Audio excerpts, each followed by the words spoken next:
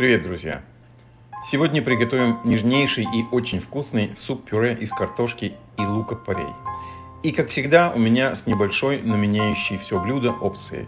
Все по порядку. Для начала очистим и нарежем на кубики одну картофельную и один корень пастернака.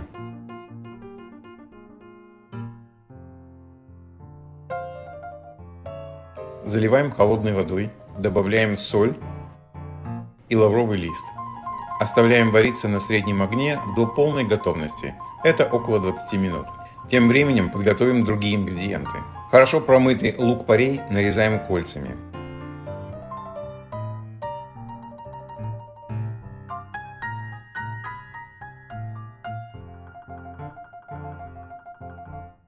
В разогретую сковороду наливаем оливковое масло.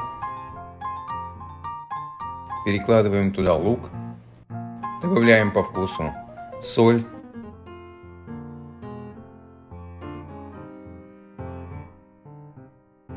яблочный уксус, молотый перец, тертый имбирь. Пассируем все до мягкой кондиции лука. Это минут 5. Румянить не надо. Картошка готова.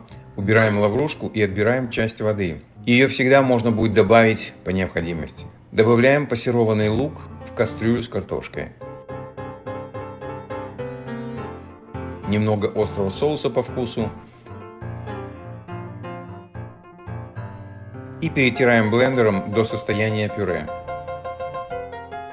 Уменьшаем нагрев до минимума и закрываем крышкой и оставляем на несколько минут. В принципе, суп готов, можно подавать и так. Достаточно лишь несколько капель свежего оливкового масла, можно подавать с крутонами, с сырами, с зеленью, на ваше усмотрение. Я же хочу предложить иной вариант. Нарезаем креветки на удобные кусочки.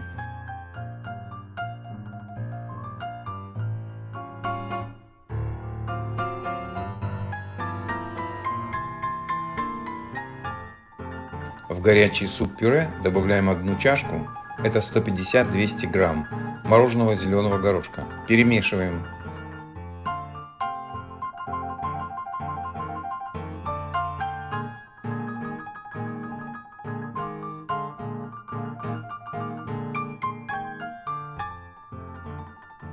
На дно тарелки кладем кусочки креветок и заливаем все горячим супом.